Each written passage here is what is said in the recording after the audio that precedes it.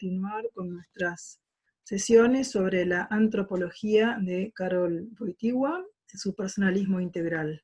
Voy a compartir la pantalla con el texto del libro que les conté en la sesión pasada, que se va a publicar y que va a ser la guía de nuestra introducción en este pensamiento de Karol Wojtyła sobre la persona humana.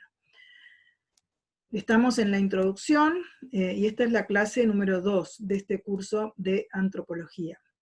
Decíamos que Juan Pablo II tenía una amiga que resultó como una hermana para él, así la llamaba, hermana, o él se firmaba en sus escritos hermano, y generó con esta familia de Wanda Poltavska una amistad muy profunda, de hermandad, de fraternidad, con ella, con su marido, con sus hijas. Y Wanda, cuando estaba por ser canonizado Juan Pablo II, publicó este libro que se llama Diario de una amistad. Allí en la primera parte del libro nos cuenta un poco de su propia vida para poder comprender después la relación que ella estableció con Karol Wojtyła desde su juventud. Entonces, allí nos narra que ella tenía inquietudes intelectuales, existenciales, era una mujer con mucha profundidad y hondura de espíritu, como buena polaca, pero sus inquietudes existenciales e intelectuales sobre la condición humana se acentuaron de un modo muy marcado, digamos, en los años que ella estuvo en el campo de concentración de Ravensbrück, donde se hacían experimentos en los cuerpos de los presos, y donde tuvo ese encuentro con esa maldad posible del hombre, ¿no? Ahí dice que la experiencia decepcionante de una traición por debilidad de una amiga de ella, que le hicieron escuchar cómo revelaba datos como fruto de la tortura, dice ella que le mostraron a las claras la posible deshumanización y humillación del ser humano. Ella tenía unos 19 años cuando estuvo allí en el campo de concentración. También encuentra otra experiencia que era ver a alguno de sus héroes en una actitud de esclavitud por el deseo de fumar, recogiendo de un modo ansioso una colilla de un cigarro que tiró uno de los miembros de la SS. Y eso también, para que vean la profundidad de esta mujer, ella dice que esa experiencia le descubre la pérdida de libertad interior que impide a los seres humanos, al hombre, ser ellos mismos, elevarse a su dignidad, estar por encima de esos abajamientos propios de situaciones extremas, ¿no? Entonces, se preguntaba si podría el ser humano conservar su propia humanidad al ser tratado con ese nivel de violencia brutal. Durante esos durísimos 4 años que estuvo en el campo de concentración, Wanda nos cuenta que ella sí le parece que ha conservado su libertad interior, ese dentro, en su yo más íntimo, y reflexionaba sobre estas cosas que veía en su entorno. Siempre había aceptado las enseñanzas de la religión católica a la que pertenecía, creía en el ser humano creado a imagen y semejanza de Dios, pero no... Vamos a ver si puedo pasar la página.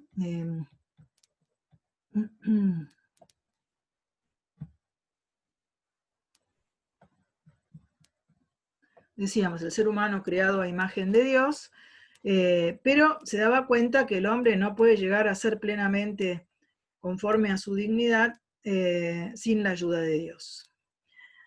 Entonces Wanda, al tener estas experiencias tan fuertes, podemos decir, al enfrentarse con esa maldad, con esa brutalidad humana, con esa deshumanización, se volvía a hacer la pregunta existencial: ¿quién eres tú, ser humano?, dice ella. Observaba el contraste de actitudes en una misma persona.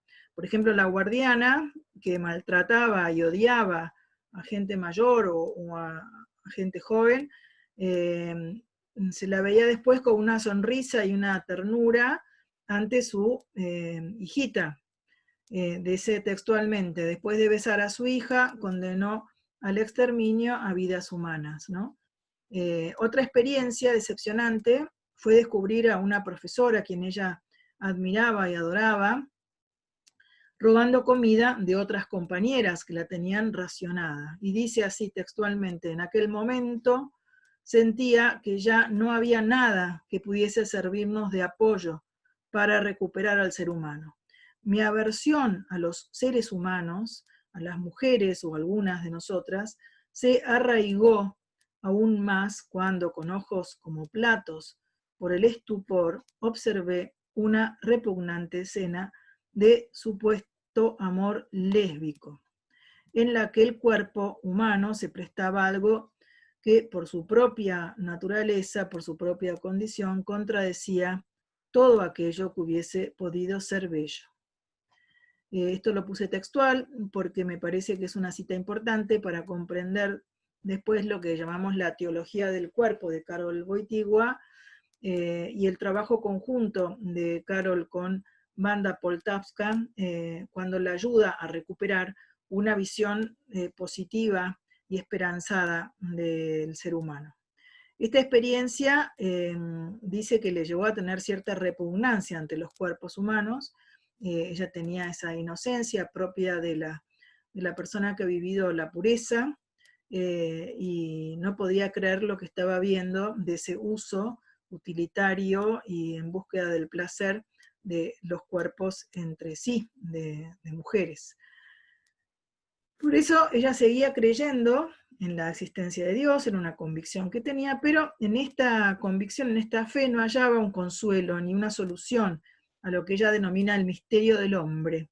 Relata que en cierto modo la salvó el comportamiento generoso de unas polacas mayores que quisieron dar la vida por ellas, las jóvenes, que eran como las conejillas de Indias, en cuyos cuerpos habían experimentado atrocidades y los miembros de la SS habían destinado a morir en las cámaras de gas justamente para evitar la evidencia del horror cuando estaba por terminar ya estaban por perder la guerra, ¿no? Entonces escribe textualmente, entre el heroísmo y la bestialidad, que es el libro de Michalski, que escribe y narra experiencias también de estas como la de Wanda Poltavska. Wanda descubre que la bestia humana también es capaz de heroísmo. Y de esta forma me formé la siguiente idea del ser humano, que es capaz de impulsos, de una muerte heroica, pero que es incapaz de vivir de manera humana su vida cotidiana. Es decir, ella hace un juicio de valor sobre el ser humano, en el fondo es una visión del hombre, una antropología, con la que ella sale después de esos 4 años en Ravensbrück a vivir una vida cotidiana con gente que no ha tenido esa experiencia, por las que no se siente comprendida, y va buscando como la respuesta a esa pregunta existencial y sigue con una inquietud que no la deja tranquila, ¿no? El misterio de esos comportamientos extremos y contrastantes no hacían más que profundizar, dice ella, el enigma para el que no tenía la clave. Y se preguntaba por qué salí con vida del campo de concentración permanecían mientras otras murieron ahí.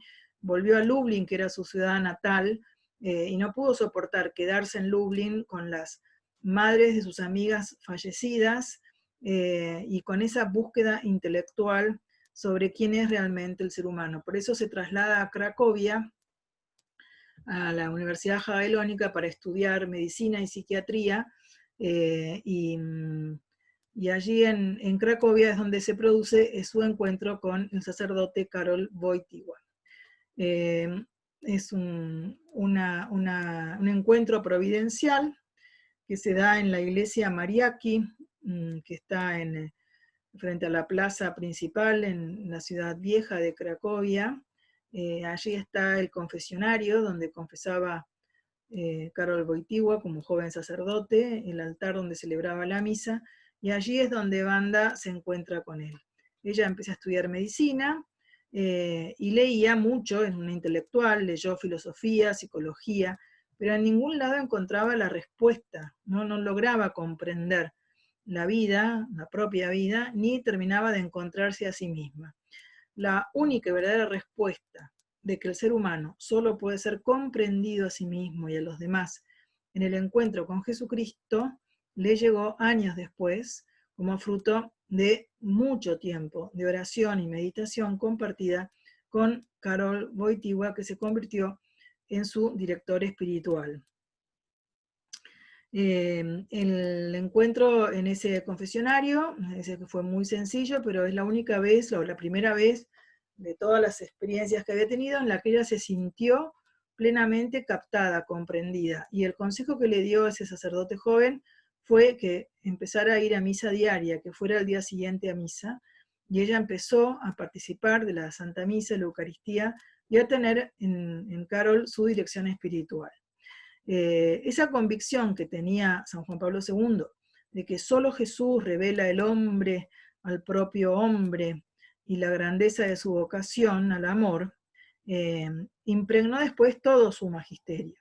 Era una convicción juvenil y la formación antropológica que tenía, la visión del hombre, la volcó en ese trabajo en lo que se llama el esquema 13 del Concilio Vaticano II, con el cardenal Suenens y otros, trabajó en el esquema de lo que después se publicó como el documento Gaudium et Spes, Gozo y Esperanza.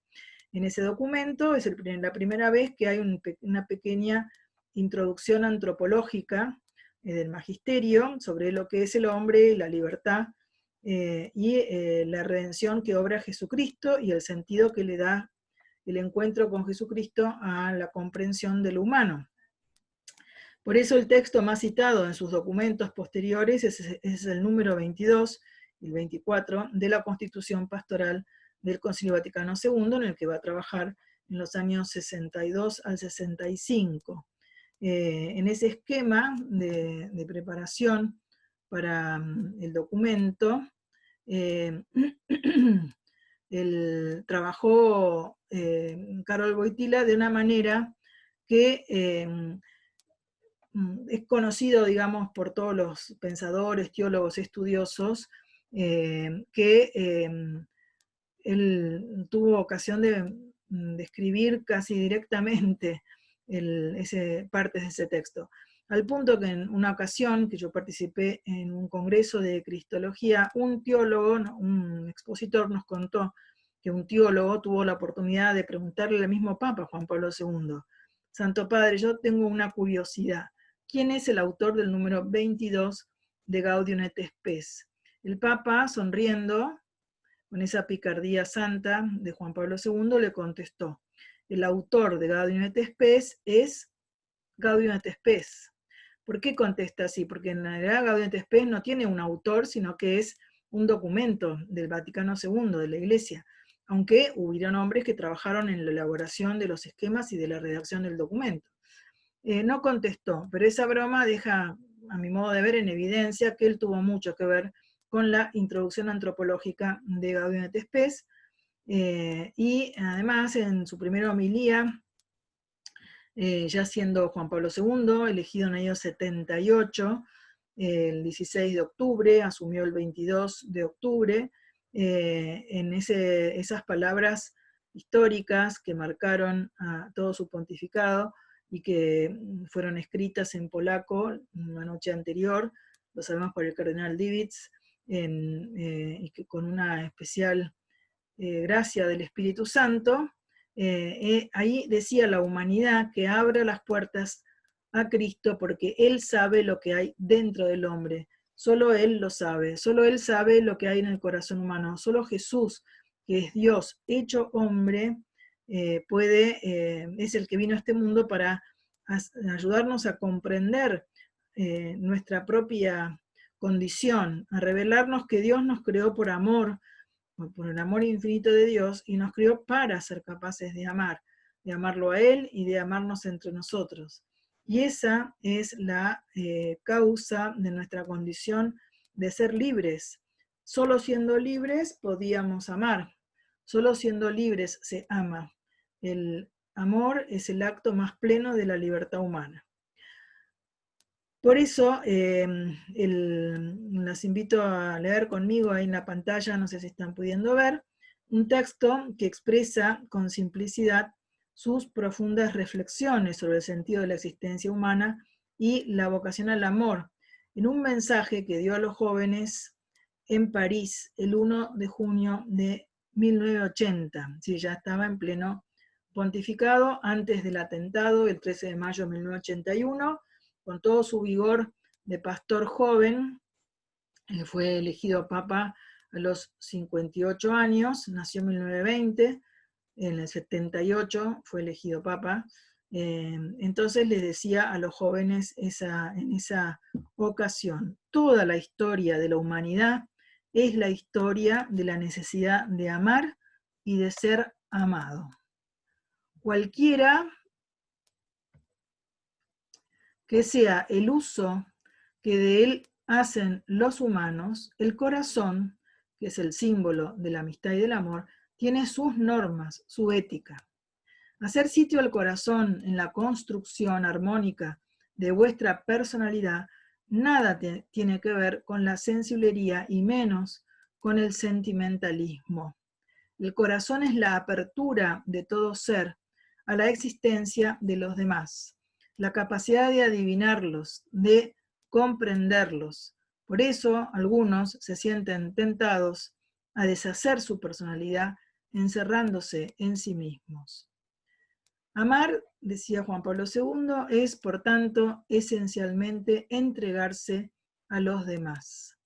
Lejos de ser una inclinación instintiva, el amor es una decisión consciente de la voluntad de ir hacia los otros.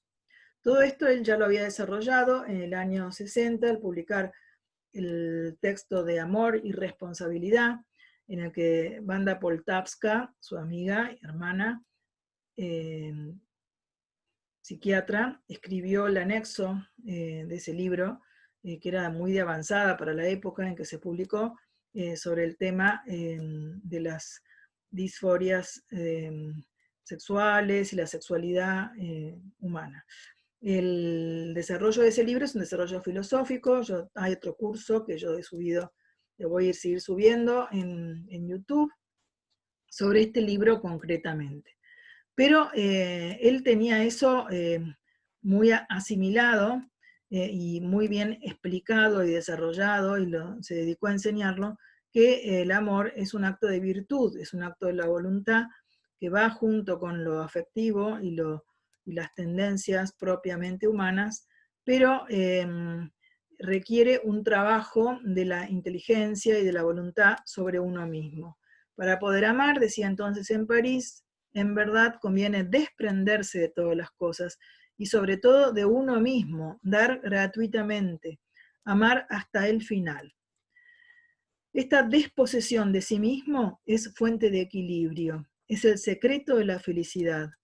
Alzad más frecuentemente los ojos a Jesucristo, no tengáis miedo, Jesús no vino a condenar el amor, sino a liberarlo de sus equívocos y falsificaciones. Este texto es claramente un texto antropológico, porque está diciéndole a los jóvenes, los está educando en cierto modo, en que se den cuenta que la necesidad de amar y de ser amado es esencial al desarrollo de lo humano, es lo que todo ser humano tiene en su corazón. Nadie puede decir yo no quiero que nadie me ame, o soy totalmente autónomo e independiente de todo ser humano. No es así. Todos tenemos filiación, una biografía, una vida que se escribe en la página de la historia, siempre en relación con otros, con nuestros padres, con nuestros hermanos, con nuestra patria, que es la casa común. Y el amor se hace, se construye con una decisión libre.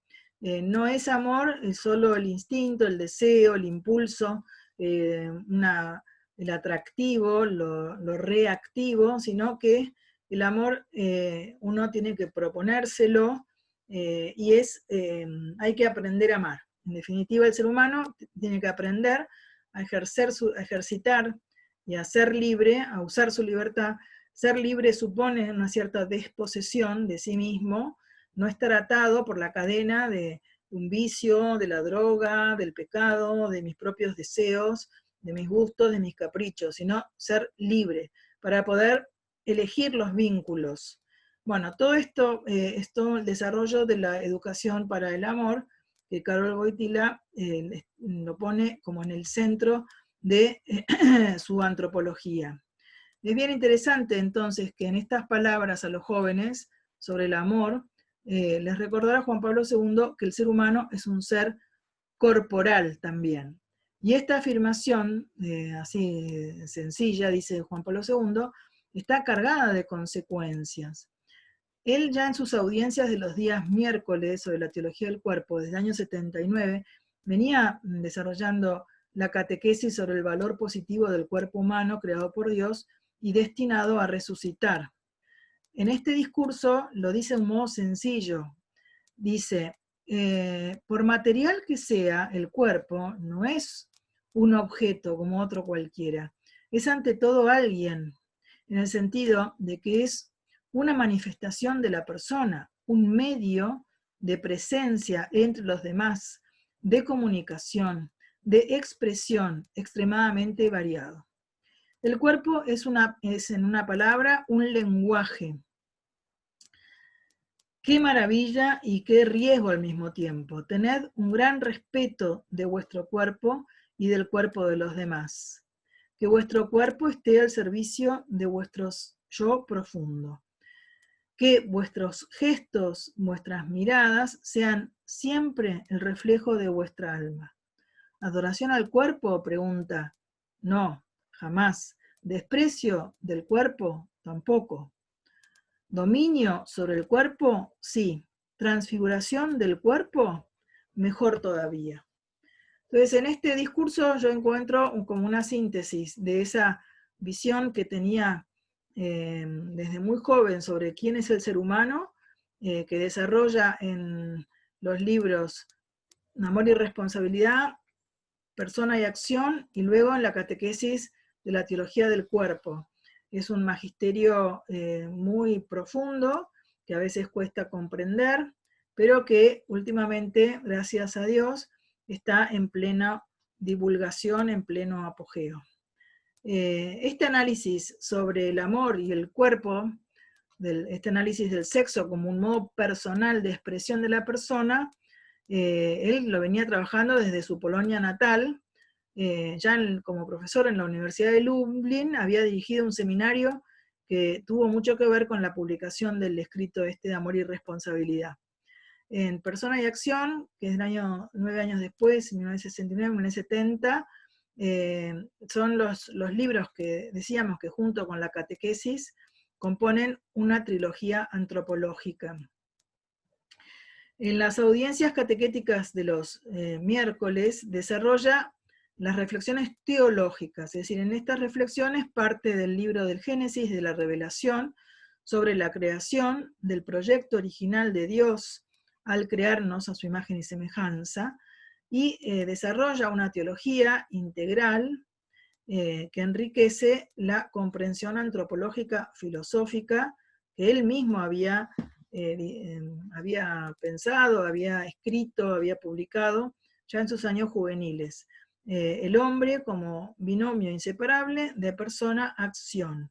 Es decir, él lo que intenta mostrar es cómo la acción humana, y sobre todo la acción humana libre, por lo tanto susceptible de tener una calificación moral como buena o como mala, es la que nos va de alguna manera conformando como personas, y es inseparable de la misma persona, ¿no? Esa es la magna obra filosófica de antropología, que es muy enriquecida con la mirada del binomio complementario también y constitutivo de varón-mujer, que desarrolla en la teología del cuerpo, ya les dije, entre los años 79 y 84. Entonces, con esta introducción sobre la antropología de Wojtyła, su centralidad en la visión del hombre como un ser creado por amor y para amar, la necesidad de mirar a la persona desde la acción humana, es decir, la mirada de la ética y de la antropología, y finalmente la teología del cuerpo, que describe al hombre como imagen de Dios uno y trino, y descubre algo muy profundo, que se puede decir rápido, pero hasta que uno lo capta requiere reflexión, profunda reflexión, que la imagen de Dios no está en lo que a veces se comprende como que el hombre tiene inteligencia, tiene libertad o tiene espíritu solamente. La imagen de Dios uno y trino se da en el amor entre el varón y la mujer, en el matrimonio, en la complementariedad de la creación de varón y mujer, y que conduce a lo que se llama él la comunión de personas en el amor. Esa comunión de personas en el amor que tiene que reflejar la imagen, la semejanza de la unión entre el Padre y el Hijo, que da como fruto la persona amor del Espíritu Santo. Bueno, estas son verdades teológicas profundas que vamos a comprender más en la medida en que también seamos capaces de penetrar un poco en el pensamiento de Karol Wojtyła como filósofo. Y eso vamos a dedicar la próxima clase, vamos a empezar con la antropología filosófica de Karol Wojtyła, que lo denominamos un personalismo integral.